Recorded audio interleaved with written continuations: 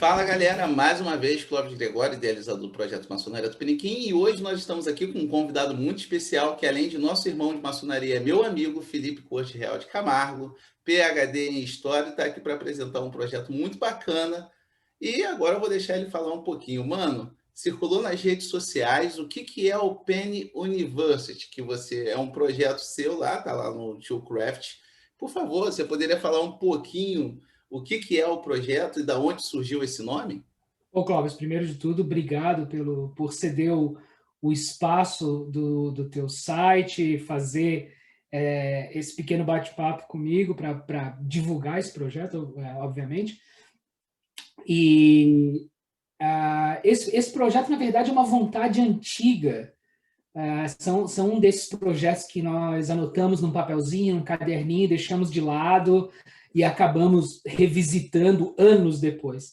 Eu sempre fui, como alguém que se especializou no século XVIII, eu sempre fui fascinado pela figura dessas penny universities que existiram, principalmente no Reino Unido. Não é um fenômeno só da Grã-Bretanha, o fenômeno inglês, melhor dizendo, mas aconteceu na Europa toda, que aqui recebeu um nome fantasia, né? Então, e eu sempre fiquei fascinado por essa ideia, principalmente porque é uma ideia que está ligada ao começo da maçonaria. Por exemplo, né, o Jean Théophile Desaguliers, que foi alegadamente um dos primeiros grão-mestres da grande loja, que a gente chama de Londres e Westminster, né? E muito provavelmente um dos coautores das constituições, que nós chamamos de Constituições de Anderson, o Jean Théophile Desaguliers, mais do que tudo isso, ele era um demonstrador de física newtoniana. Então, o que isso significava? O Desaguliers ele é o cara que popularizou a física newtoniana. O Newton não era um cara muito dado a aulas, digamos assim, muito menos demonstrações públicas das suas teorias. Quem simplificou e divulgou as teorias newtonianas aqui na Inglaterra, pelo menos, e mais focadamente em Londres, foi o Desaguliers. E um dos espaços utilizados para fazer essa divulgação foram as tais Penny Universities. O que era, né, isso? Era como eles chamavam os cafés, que era uma novidade na época, no século XVII e XVIII, os cafés ainda era uma novidade. E essas pessoas se reuniam lá, principalmente em lugares como Oxford, né, como Cambridge, então lugares onde existiam universidades. Esses cafés acabavam virando redutos de intelectuais, professores, que muitas vezes lá discutiam novas ideias e davam aulas até para as pessoas. Então se dizia que pelo preço de um penny, que era o preço de um café, você poderia assistir uma aula, né? E a figura dessas chamadas penny universities, que nada mais eram que os cafés, foram responsáveis por grande parte da divulgação científica na Inglaterra dos séculos 17 e 18. Então, eu acho fascinante essa ideia de espalhar o conhecimento de uma maneira acessível, um conhecimento científico ou um saber acadêmico, e que isso seja passado de maneira e um preço acessíveis para todos. Tá? E é isso que eu pretendo fazer com esse projeto agora. Pô, muito bacana, mano. E você tocou um ponto interessante na ciência, né, da ciência, que eu não vou saber o nome exato, mas existem aqueles teóricos, né, e os experimentadores. E os experimentadores utilizavam desses espaços. E o interessante é que até os Nobéis da vida, né, do prêmio Nobel, muitos experimentadores ganharam o prêmio por experimentar e não necessariamente por fazer a teoria. Então, eu acho que isso tudo vai se encaixando ali, né? Sobre o, Exato. sobre o Penny, eu queria te fazer uma pergunta que eu acho que está ligado totalmente à maçonaria, né? É que eu mesmo tenho uma Penny Chapter, né? Isso daqui eu ganhei quando eu fui mestre da marca e o simbolismo disso daqui é que a gente entrega a um irmão quando a gente está em necessidade. Tanto é que o valor disso daqui, pelo menos nos rituais americanos, que não foi alterado, era 0,25 dólares, né? Seria 25 centavos de dólares. né? E eu acho que tem muito a ver com isso, né? Um penny, um café, o preço de um café, você poderia dizer aí se essa unidade medida penny é uma expressão, é igual a um pound, é da onde que vem? Porque fala penny, assim, o preço de um penny. Aí a pessoa, nunca ouvi falar na vida o que é um penny. Sim. O penny, hoje em dia, para converter, é uma matemática super complicada, porque a Inglaterra passou por vários reescalonamentos assim, da economia, das moedas e tudo mais, da equivalência, né, entre valores antigos e atuais. Então, seria há calculadoras históricas que é possível precisar isso. Talvez isso seja uma boa coisa para, inclusive, colocar na primeira aula. Mas é uma das menores unidades de valor. Não era a menor unidade de valor, mas é uma das menores. É como se falou, 25, uma coisa muito equivalente a 25 centavos, né? Um quarto de uma unidade da moeda, né? Um quarto de libra e tal. Não creio que seja o equivalente ao quarto de libra na época, mas é algo nesse sentido. E o que eu mantive foi o preço de um café. Né? Obviamente, com a atualização de valores, esse café ficou mais caro. Então, eu coloquei o preço de 3 libras, que não é nem o preço de um café aqui, geralmente. Geralmente, o preço de um café é um pouco mais caro, vai para 3,50. Mas com 3 libras dá para tomar um café na maioria dos lugares. Então, então eu quis atualizar o preço do café e fazer a entrada para esse evento, para essa aula livre, que fosse ainda um preço de um café. Embora não seja um penny, ainda que seja o preço de um café aqui, né? Que hoje em dia, que é o preço que eu coloquei, 3 pounds. E isso daí, gente, é um café e não é gourmet, não. É um café. O conteúdo é uma café é café. Então, assim, super vale a pena. Eu acho que é isso daí mesmo.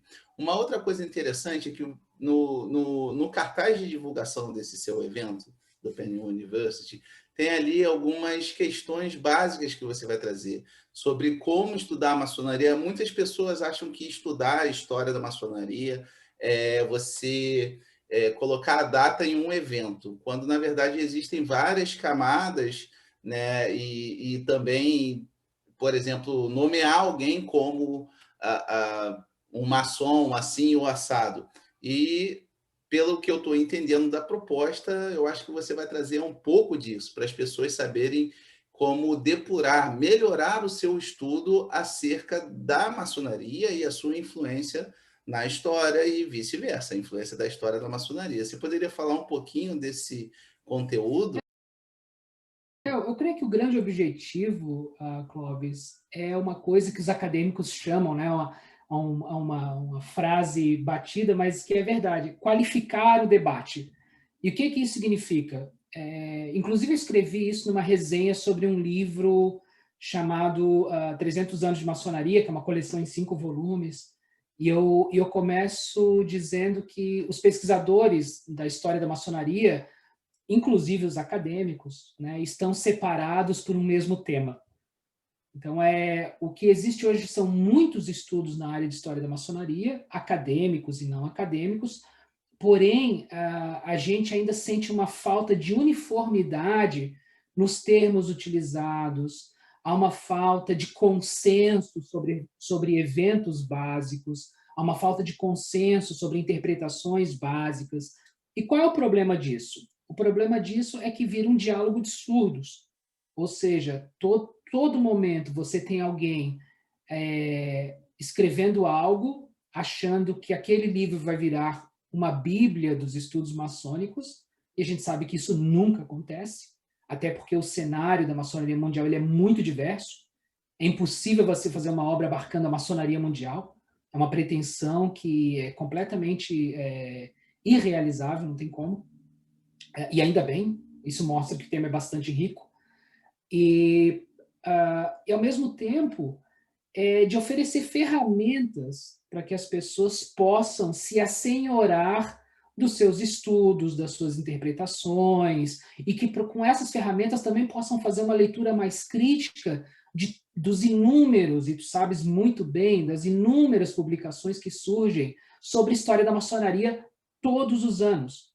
Todos os anos nós temos um sem número de livros que aparece no mercado, feito por pesquisadores amadores, pesquisadores profissionais, uma infinidade de pessoas, curiosos, jornalistas. Então, todo mundo se arrisca a escrever algo sobre maçonaria. Então, principalmente para adquirir ferramentas para poder fazer uma leitura crítica dessas obras. Então, realmente, se assenhorar desse conhecimento, tomar posse, para utilizar uma metáfora bastante maçônica, né, tomar posse dessas ferramentas de interpretação e, com elas, poder aplicar essa visão do saber histórico para fazer a sua própria avaliação. Né? Com que fontes essa pessoa está operando? Qual é a visão de história que ela está colocando? Ou se está colocando alguma visão de história. Então, digamos assim, o horizonte para o qual eu olho quando eu inicio esse projeto é que a gente tenha um público cada vez mais qualificado para fazer suas escolhas e que procure ser o seu próprio guia, o seu próprio mestre nessas questões. Né? E não, o que eu não quero é, por exemplo, que as pessoas leiam qualquer dos meus artigos ou qualquer das coisas que eu venha escrever no futuro e vejam naquilo um guia. Né? Olha, aqui está a verdadeira história da maçonaria. Isso não é história. Né? Isso é proselitismo, isso é propaganda, é ficção. História não é. Então, colocar alguma coisa na cronologia não quer dizer fazer história. Fazer cronologia de algo não é fazer história. Fazer história é colocar algumas outras ferramentas em prática para poder interpretar ou a pesquisa que se está fazendo ou a pesquisa de outra pessoa. Opa, mano, e qual é a duração desse projeto, né? Dessa aula? O projeto eu estou chamando de aula livre. Por que aula livre? Ela é uma aula, ou seja, nós temos um objetivo delimitado, um programa delimitado, no qual eu vou abordar, eu elenquei ali no programa 5 tópicos. Então vai ser uma aula com duração inglesa, vai ser uma aula de 50 minutos, com 30 minutos para perguntas e respostas, mas o principal é que é uma aula livre, ou seja, a gente vai se reunir, discutir esses assuntos, falar dessas questões que eu elenquei ali, provavelmente alguma outra que virá nas perguntas e respostas, sempre surgem e tudo mais, alguma pergunta fora do programa, e é isso, ou seja, sem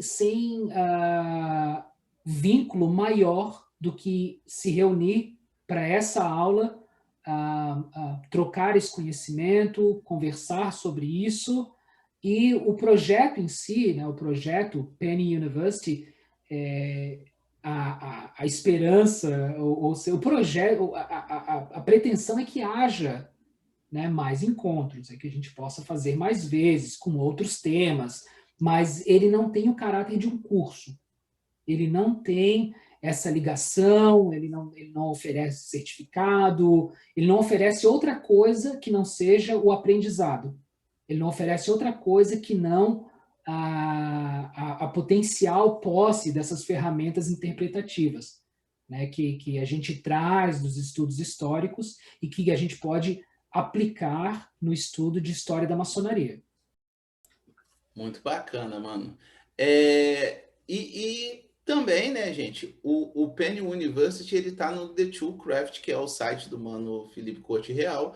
Lá no site tem uma aba, né, que é o Penn University, e quem quiser acompanhar para ver, né, as atualidades, além de acompanhar o blog em si, que é fantástico, é maravilhoso, né, com vários artigos, tem uma aba específica para o Penn University, e eu acredito que seja ali que, se houverem outras aulas, além dessa que vai acontecer no dia 26 de julho de 2021, então se você estiver vendo o vídeo depois, infelizmente você perdeu a oportunidade de participar, mas se você for interessado nessa abordagem, nesse tipo de assunto, nessa metodologia, você vai lá em The Two Craft, o endereço está aparecendo aqui embaixo e na descrição do vídeo, e tem uma aba lá, Penn University, e deve ter newsletter também lá no próprio blog, né, para a pessoa ficar sabendo Sim, disso.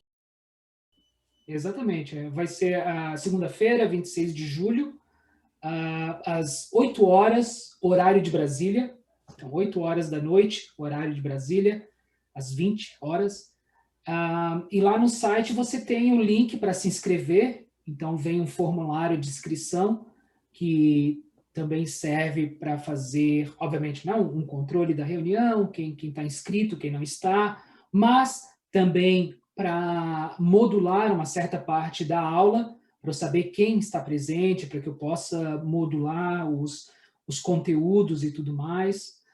E também lá está o link para fazer a contribuição mínima de 3 pounds, mas achando que o projeto ou que a aula vale um pouco mais, aceitamos de bom grado, sem problema algum. Que, se quiser pagar um café mais caro, estamos aí. Tá ótimo. E então o próprio link para o pagamento consta lá, né, através do PayPal, né, mas já avisando as pessoas, eu me inscrevi, então se você não tem um aplicativo, você não precisa ter o aplicativo, você pode fazer via o próprio navegador, tanto do telefone quanto do computador, e é super fácil, simples, né, e você seleciona lá o valor a partir, né, de 3 libras, e se você quiser achar que o trabalho vale mais, por favor, faça, porque o Mano Felipe agradece, né? E mais vale super a pena. Então, mano, indo para a reta final, né? Eu sei que vocês também devem ficar um pouco chateados quando a conversa é muito boa, assim como eu fico, mas o tempo não é infinito. Vamos perguntar aqui para o Mano Felipe, falando de Penn University e maçonaria, já existiu alguma loja que teve encontros intelectuais nesse formato? Ou a própria loja tinha suas lectures nesse formato? Você saberia nos informar alguma coisa nesse sentido? Ah, eu acho que quando a gente fala da Inglaterra no século XVIII, nós falamos de pubs, cafés, lojas maçônicas, sociedade dos antiquários, um sem número de outras sociedades amicais e fraternais, Odd Fellows e tudo mais. Nós estamos falando de um grupo de pessoas que muitas vezes estão frequentando os mesmos lugares. Se você pensar num pub, um pub poderia ter uma reunião de uma loja maçônica na segunda, da Sociedade dos Antiquários na terça, a mesma sala alugada para ter uma aula na quarta. Então, o pub, né, as public houses, realmente era um centro de convivência, os cafés também eram um centro de convivência.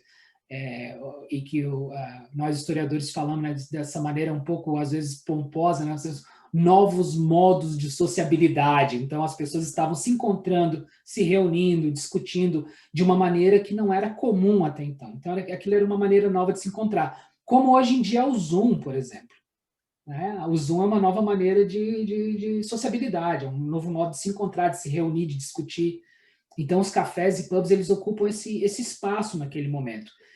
Então, é super comum e é muito válido a gente pensar que esses eventos eles estavam ocorrendo todos ao mesmo tempo e, muitas vezes, com os mesmos atores, com as mesmas pessoas. Então, como eu falei do próprio Desaguliers, o Desaguliers estava tomando conta da grande loja, da primeira grande loja, né, que a gente chama de grande loja dos modernos, num dia da semana, e no outro estava fazendo demonstração, que ele era um dos demonstradores, né, ele fazia aparelhos para demonstração de física newtoniana, dava palestras para empresários, dava aulas, né, open lectures, assim, para aulas livres para empresários, sobre os benefícios da física newtoniana para os negócios. Então, isso tudo está ocorrendo ao mesmo tempo. E sim, a gente tem, por exemplo, uma das lojas que especula-se que nela acontece a gestação do grau, que a gente vai chamar de grau de mestre, né, o terceiro grau da maçonaria.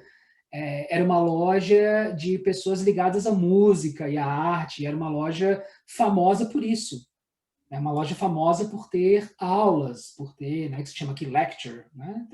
Ter aulas, verdadeiras aulas no meio das reuniões. Né? Então, e que isso teria impulsionado a criação do grau de mestre, por exemplo. Então, talvez a gente não tenha nenhuma loja se utilizando, digamos, de um formato assim da Penny University, mas algo muito próximo. Se você pensar que as pessoas pagavam as taxas que hoje em dia nós pagamos por mês, débito automático, e a gente se utiliza de todas as benesses das transações bancárias atuais, da rapidez, praticidade, no século XVIII nós temos que lembrar que essas pessoas estão pagando muitas vezes a loja por reunião. Cada vez que elas vão, elas pagam ali talvez um penny ou outro valor, mas muitas vezes, na maioria das vezes, as pessoas estão pagando as suas, enfim, todo tipo de obrigação financeira que uma loja gera, né? Estão pagando aquilo por sessão. Então, se você pensar no formato de pagar e frequentar e é aquilo, e para a próxima você tem que pagar e frequentar e é aquilo, e acabou, mas que tem um vínculo que permanece de algum modo, então dá para a gente pensar que sim, teve um formato semelhante, né? Mas é porque era um formato comum à época, né? Por não ter acesso ao sistema bancário que a gente vai ter, digamos assim, a partir do século XIX. Né? A gente está falando ainda muito de dinheiro na mão e provavelmente moeda na mão mais do que cédula. Então, galera, já fica aí a dica. Se você quer reviver uns encontros, né? Que é isso que a proposta do Mano Felipe é de trazer esse sentimento de Pan University, de você congregar, aprender através de um valor simbólico, um valor de um café, né? Algo que inspira, né? A ligação, e isso daqui que eu achei o máximo, Mano Felipe, que você disse, não vai ser um certificado, a ligação nada mais é do que o conhecimento, o aprendizado. Então, isso já faz eu querer participar. Desde a primeira vez que você falou comigo, eu já estava esperando ali, esperando abrir o link para eu me inscrever, e assim eu fiz. E estou muito animado e estou esperando aí, dia 26. Então, meus irmãos, se vocês quiserem se inscrever nesse evento, o link vai estar na descrição do vídeo, né, na postagem, assim como o link tanto para contribuição quanto para inscrição via formulário. Então, se você quer se inscrever no evento do Mano Felipe, o Penny University, o link estará na descrição do vídeo, assim como na descrição da postagem. Mano Felipe, você queria dar um recado final para quem está assistindo a gente aqui no Maçonaria Tupiniquim? Bem, eu sei que o público do teu site é um público bastante qualificado por ti, inclusive.